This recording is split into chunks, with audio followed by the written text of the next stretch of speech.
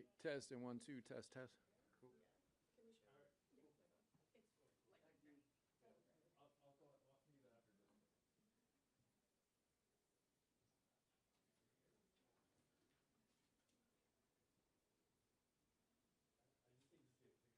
of it. I bet I know who it is. Is there artwork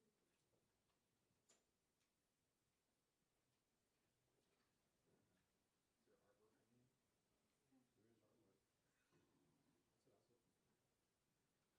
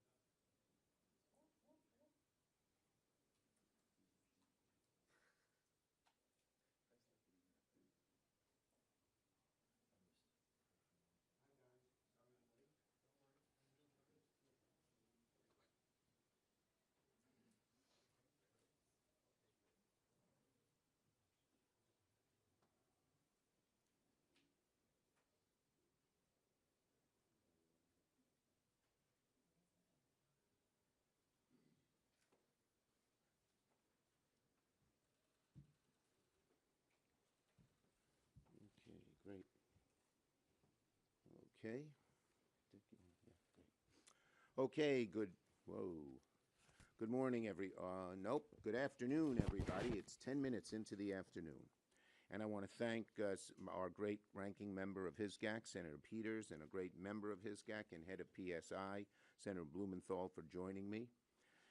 And this morning, I was really proud to join every single one of my Democratic colleagues on the Homeland Committee in invoking a century-old and little-known law known as the Rule of Five to compel the Department of Justice to release the full and complete Epstein files. Under federal law, when any 5 senators on the Homeland Security Committee call on the executive branch must comply. Our request covers all documents, files, evidence, and other materials in possession of the DOJ, the FBI, related to the case of United States versus Jeffrey Epstein. While protecting the victims' identities can and must be of top importance, the public has a right to know who enabled, knew of, or participated in one of the most heinous sex trafficking operations in history. Let me remind everyone of what's happened in recent months. Donald Trump campaigned on releasing the Epstein files. He broke that promise. In February, FBI Director Kash Patel promised during sworn testimony in his confirmation hearing he would, quote, make sure the American public knows the full weight of what happened. Well, that has yet to happen. AG Bondi said in February that his supposed, quote, client list, she said, was sitting on her desk right now to review. And she said that's been a directive by President Trump. 5 months later, we have 0 answers, only more questions. What have we gotten since? Stonewall, evasion, lies. Trump was asked earlier this month if he had ever been informed whether or not he was mentioned in the Epstein files, and now we know he lied. He said no, but in fact he was told by the Attorney General in May that he was mentioned. And when the House had an opportunity to take votes on the Epstein files, Speaker Johnson skedaddled out of town, launching the Epstein recess. This is not complicated. After promising full transparency for years, every single time Trump, his administration, Republican leaders have had a chance to be transparent about the Epstein files, they've chosen to hide. The evasions, the delays, the excuses, they are not just odd, they're alarming. It begs the question, if there's nothing to hide, why all the evasiveness? Trump should stop hiding from the truth. He should stop hiding from the American people. So today, Senate Democrats took action. We're invoking federal law and using our authority as a check on the executive to compel transparency. That's why today's letter matters. It's not a stunt. It's not symbolic. It's a formal exercise of congressional power under federal law. And we expect an answer from DOJ by August the 15th. That's what accountability looks like. This is what oversight looks like. And this is what keeping your promises to the American people look like. I urge my Republican colleagues in the Senate, if you believe in transparency, if you believe Congress has a role to play in checking the executive, join us. Join us in calling for more transparency on the Epstein files. Because once there's transparency, the truth emerges. Because once we get the truth, we can have accountability, we can move forward, not just on this, but on many issues affecting the American people, protecting health care, growing the middle class, defending democracy. But none of that is possible if the public loses faith that justice only applies to some, not all. Senator Peters has taken a great lead on this issue as ranking member of the Homeland Security Committee, and I'm proud to call on him to speak. Thank you, Chuck. Well, thank you, Chuck. You know, the American people want and deserve transparency from their elected officials. On the campaign trail, President Trump promised many times to deliver that transparency by making the records in the Jeffrey Epstein case public. And now he is going back on that promise. This kind of reversal is what leads to distrust of elected officials. It also, we all know, it breeds conspiracy theories and misinformation. But the solution is very clear. Americans deserve transparency from congressional Republicans and the Trump administration. Our Republican colleagues are failing to conduct independent oversight of the administration and call for this information to be made public. Some have even publicly said they want to provide, and this is a member of the U.S. Senate, a Republican member, who said that they wanted to provide, quote, cover. Republican senators said it. They want to provide cover to President Trump after his reversal. And that's why my Homeland Security Committee Democratic colleagues and I are pressing the Justice Department to produce files related to the Jeffrey Epstein investigation. We are using very unique statutory authority that is granted only to our committee, to Homeland Security and Government Affairs. The statute that we are invoking requires the administration to hand over documents requested by any 5 members of the Senate committee. This letter demands that the Justice Department produce documents that Attorney General Pam Bondi and FBI Director Kash Patel have publicly already confirmed they have in their possession. We all know, in fact, that the Attorney General said, quote, she said, they're sitting on her desk. It should be pretty easy to turn over documents that are sitting on the Attorney General's desk. It's certainly disappointing that we have to take this action to hold President Trump to his word, but we believe that providing this transparency is what is best for the American people. Joining me on that letter and also working in his own right as the ranking member of the Permanent Subcommittee of Investigations as part of my committee is Richard Blumenthal.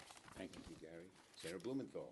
Thank you. I want to thank, first of all, Senator Schumer for his leadership and Chairman Peters, Ranking Member Peters, for taking the lead here as well. This letter has the force of law. This letter invokes a statute that has been little used because it has been unnecessary in the past to enforce transparency. It's necessary now because this administration is stonewalling and stalling and concealing. And the American people are rightly asking, what do they have to hide? What's at stake here is not just the president's promises, although they are absolutely clear when he said, quote, President Trump says he will declassify the 9/11 files, JFK files, and Epstein files, end quote. That's President Trump. What's at stake here is more than the president's promises. It's the credibility of our justice system and the question whether there was proper criminal prosecution, whether it was complete and full, whether it was accurate, and what additional facts the American people are entitled to know. What's at stake is also the victims. This crime by Jeffrey Epstein and Ghislaine Maxwell was not a victimless crime. It was not just about money laundering. It was not just about lying to the government. It was about exploiting women, in fact, girls. Girls who were mercilessly and repeatedly subject to abuse and trafficking. And that is why the American people have a right to know who else was involved, whether the system really was rigged in favor of the rich and powerful, which is what the suspicion has been on the part of a lot of the president's supporters and why they so enthusiastically greeted his promises of full disclosure. He's broken those promises. We're going to enforce the law to make him fulfill his commitments to be transparent and full in disclosure. Thank you. Thank you, Richard. We'll take questions on this subject first. Yes. Would this law compel information that's under grand jury seal by the courts to be released to the committee? And are there other things that could be redacted Yeah, look, there can be redactions, and we're not going to break. Whoa, you okay? We're not going to force any agreements that have been broken, but we believe almost everything can come out, barring any. Well, that'll have to be litigated. Yes. Would you accept the Justice Department limiting the reading of these files to leadership or members in a? I think they should be made public. I mean, certainly to the Congress and to the public. Public has a right to know. Including the interviews that were done recently with Maxwell in the last couple of days. All the notes that were taken, any recordings, should be made public as well. And, you know, the redactions that Senator Schumer mentioned are standard operating procedure in the Department of Justice when it does a report based on an investigation. It's rare, but it's not unusual. Yeah. When the Justice Department Go ahead. You both can go. Do you want to go at once? We'll answer to. Go ahead. He goes first. If they don't respond to your request, is there any enforcement mechanism? Is there any way for you guys? Well, our hope is that our Republican colleagues will join us in this. This is a law.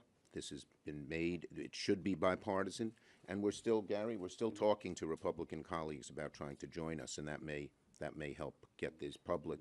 But if not, there's recourse in the courts. This is the law. Yes. How can Democrats, as the minority, take this to the courts? There, we have talked to some of our lawyers, and this can be challenged in the courts. Yes. After the horrific shooting in New York and a police officer was killed, do you think it's a bad look for Senator Booker to be objecting to police and law enforcement? Look, Senator Booker has strong beliefs on this issue. He's had them for a very long time. He believes in strong law enforcement. Yes. Some of your Democratic colleagues have talked about making an amendment to the minibus related to the Epstein files. Will you use that for the NOMS negotiations that are going on to try to push Republicans? Look, we on the initial minibus, we are running a hotline right now. Okay? Yes. Emil Bovee was confirmed last night, even after a number of whistleblowers came forward, including some at the 11th hour. But what do you think this means going forward for future whistleblowers who are thinking about? I think I said it was one of the low points, not only in this Congress, but in the history of Congress, to put a man like this in such an important position as a circuit court judge. It's a disgrace. He doesn't belong there. And our Republican, he only had one qualification. He'd do whatever Trump wants. That's a horrible qualification for a judge. Yes. Thanks, Leader. What do you make of reporting that Republicans in the White House are lobbying against a stock trading ban in Congress here? We Senate Democrats are for a stock trading ban. Okay. Thank you, everybody. Do you want to go ahead, And Gary? we just passed it out of committee before this meeting here, and on a bipartisan basis. And do you have any comment on Senator Hawley and Scott kind of going back and forth arguing about it? It was a spirited committee hearing, but the end result was that we passed it out and it now moves to the full Senate. And Thank you, everyone. Go ahead, Dick. Go ahead. And thanks to Senator Hawley for championing this cause. Yeah. Thanks, everybody. Thank you. I thank Senator Blumenthal and Senator Peters for championing this.